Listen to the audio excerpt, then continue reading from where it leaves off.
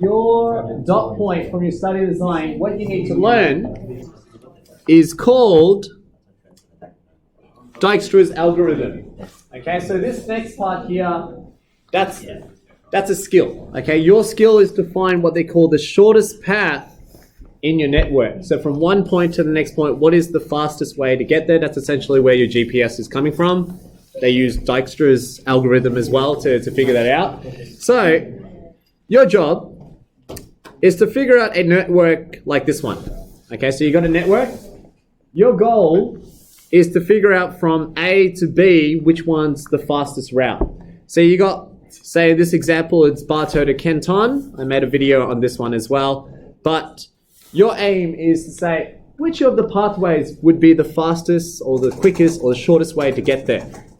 What you see here, these sevens, these numbers 12, 20, 6, 8, we give it a name. We call it weights.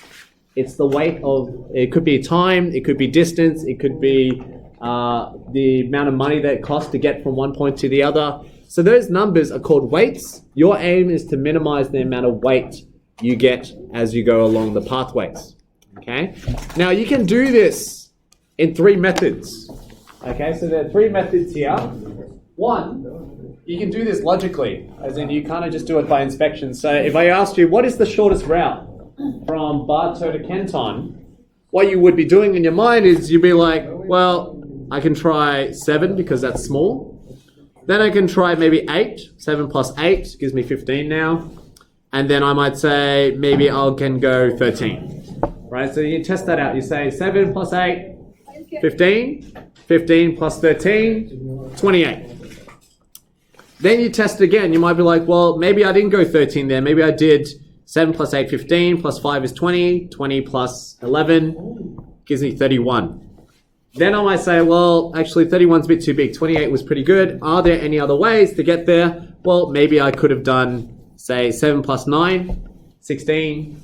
16 plus 11 gives me 27, which is a better route now. That's better than 28. And then I'm like, are there any other routes? Maybe I can go, instead of 11, I maybe could try 5 and then 13. So 16 plus 5 is 21. 21 plus 13. Okay, now it's blowing out of proportion. What I'm doing here is a free balling, just giving it a go. This is what you can do. The problem with this technique is it's too random. That means the bigger the network, the harder it is for you to calculate the best route. You'd have to test every single route to do that, right? So as an example, I'm just going to go to one of the bigger ones in your exercise book. So in your textbook, say that one, and I asked you to go from Q to W, and I said, what's the fastest route to get there? In some ways, you know, you can go, 26 or 7, 6, and you can test all these routes. Is there a more efficient or more step-by-step structured way? Yes, it's what we're learning now. It's called Dijkstra's algorithm. And essentially, you're just going through it in a systematic way. It's no different from actually trying out the errors, but they give you a systematic way. So method 1, which is what they, in the first part of your exercise, they want you to understand what the shortest path means. So this is simply just looking at the diagram and saying, what's the shortest path? Okay, without using any other method besides intuition, right? Then, after you've done that, they want you then to use Dijkstra's algorithm. Now, there are 2 ways to do this. Dijkstra's algorithm, according to the textbook, they teach you through a table. In the exam, you're unlikely to get a table. But it's nice to see in the table because it's more structured. It means that you can look at it at a table and decipher information. But in the exam, you'll be doing it through inspection, which is what I taught. So in the videos, I've broken it up into 2 sections. So this is an example where you're not meant to use Dijkstra's algorithm. I've done it with the table. I've got a video for you there, which I'll show you soon. And then I've done it with inspection. Inspection is much faster. It cuts down about half the time. So it takes me 15 minutes to explain for the one with the table, and it takes me about 7 minutes to explain with inspection. So when you come to the exam, it's likely you're going to do this. But if you're in doing the textbook, you want to practice, then you need to know the tables to understand what the questions are asking in the textbook. Okay, now I know that in previous years, some teachers don't even teach this component, so they'll say ignore all of that and you just jump right to the networks. It just means you have less, I guess, diagrams to work with. Okay, so it's up to you which method you want, but I'm teaching both so that you can see how to answer these questions here. But like I said, in the exam, they don't ask for a particular method. They don't say use the table method. They just say find the shortest path. Okay, so let's start off. I'm going to teach you the table first because that, to me, is the most structured way first. So then you understand how the questions work there. And then I'll show you how to do inspection, because then if you understand the table, it helps you to understand by inspection. Okay? So here we go. Let's start off with a simple diagram. Let's do this one. So I'm going to take this one here, and I'm just going to put it over here, and let's... Whoops. Why didn't that work? Copy. All right, let's do this. So you got a network. You want to go from S to F. Okay? Your question is, what is the shortest route? We're going to use Dijkstra's algorithm using the table method. Okay, so I'm going to do table method over here. So table. How you start off with the table is what you do. You draw out a two-way table like this. You start off with your starting point. So we're going to say S. Okay, we're going to move from S to F. So S, this is your starting point. You write the S on the side. Your final point is you want F. So I'm going to put F over here. Every other vertices, doesn't matter the order. You simply just put them in. I like to go in order that I see. So I've got A, there's B, there's C, and there's D, and there is no E. Okay, cool. So there's A, B, C, D, and then F, right? Now, how Dijkstra's algorithm works is a very logical, systematic way. This is very simple. It repeats itself each time, but it's how you lay it out that makes it easy to read. Yeah? So this is how it works. They say, what's connected to S at the moment? So S... S5, 1. Does S connect with A? So the first column, does S connect with A? Yes, it does. It has a weighting of 1. So I put in 1. Then I say, does S connect with B? Yes, it does. It connects with B, 5 weighting. Does S connect with C? No. It has to do a couple of steps there. So I say, I put a cross, no D, no F. This is the first line. So after this is what you do. So from here, you then say, which of those two numbers, or whatever numbers you have, which one has the least weighting? So out of the two, I've got 1. Now I'm drawing a box over it because essentially I'm clarifying that this was the best route from S to A. So that means when I put a 1 here, that tells me that S to A, there is no other best way to get to A. 1 is the best one. So when I put a box around it, I'm essentially clarifying I'm done with A. Now I need 2, and my goal is to box B, C, D, and F. Because in Dijkstra's algorithm, by the end of it, what you should have is the best route to A, B, C, D, and F. And you know exactly what the total weight should be per pathway. Okay, that's the goal. So if I follow now, what do you do in the next step? So once you've circled A as the smallest weighting, then you start off with A again. So you go from A now. So starting from A, is A connected with A? Well, yeah, it's just 1. Okay, so A is still 1. Stays there. That's the only thing we know so far. Does A connect with B? No. But because it doesn't connect with B, I still have that 5 is still the best weighting I know. So that's why I'm going to leave 5 there, but I'm not boxing the 5. I'm just saying that A doesn't connect with B, but I know there's a 5 there. That's a weighting of 5. Then I go to C. Does A connect with C? Yes, it does. In this case, it connects with 3. Then I say, well, what about A? Does that connect with D? Yes, it does again. It connects 9. Does A connect with F? No. So I put a cross. And then I follow the same thing again. Out of the current numbers I have, 5, 3, and 9, which one has the lowest weighting? And I would then say C does. Because C has the lowest weighting, I boxed it. What that means now is that C is the next best route that I can take. Okay, but keep in mind here, it's not just 3. Because when I color that, What have I actually done in terms of total distance so far? 1 plus, you've added it. Very good. So this one should not be the 3. So be careful here. This is what some students will do. They just write 3, 9. This would be wrong. You're meant to then remember you're following a distance of 1 and 3. So this now becomes 4,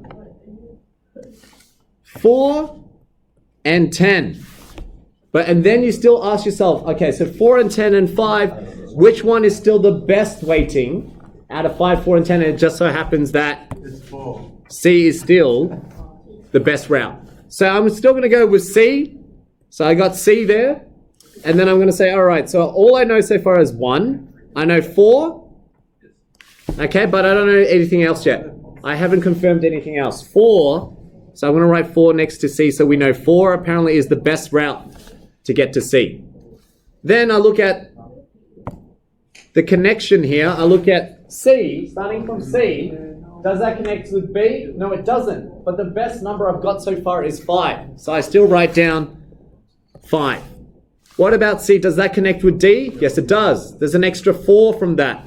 Now, since C is currently at 4, that's a distance of 4. If I connect with D, that's an extra 4. It's 8. So that gives me 8.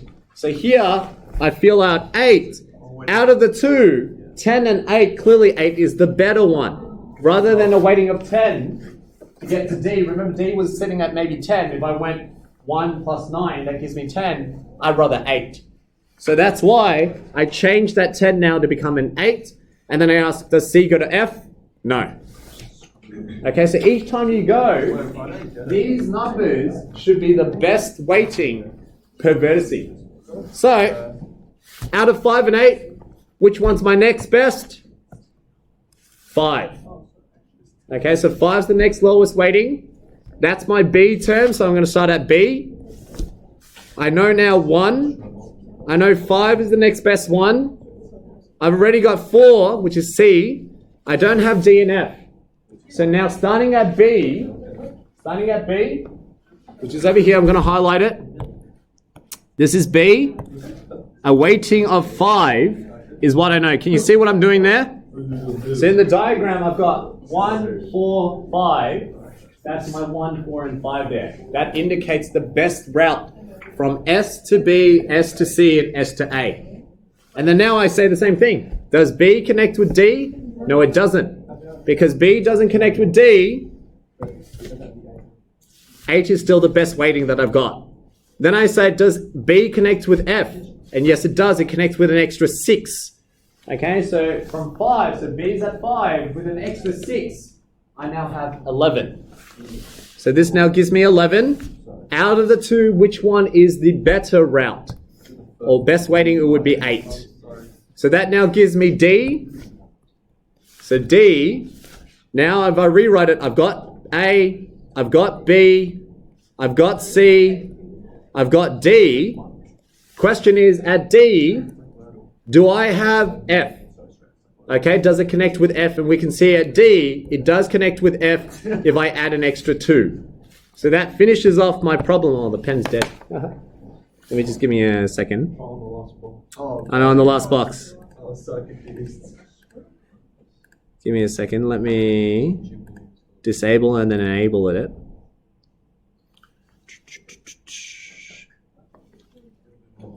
Task manager up. Get the device manager up.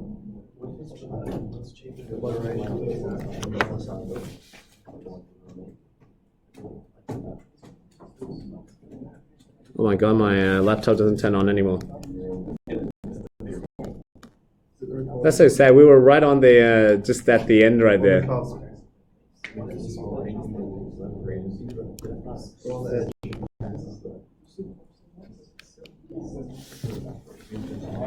So how many people do in this class do you think can get a 40 study goal? I don't know. Usually I get about maybe 2 or 3. That's on average. 2 or 3 that gets around there. Hopefully that didn't screw the video. I have a feeling it might screw the video there, but you got plenty to refer to. All right.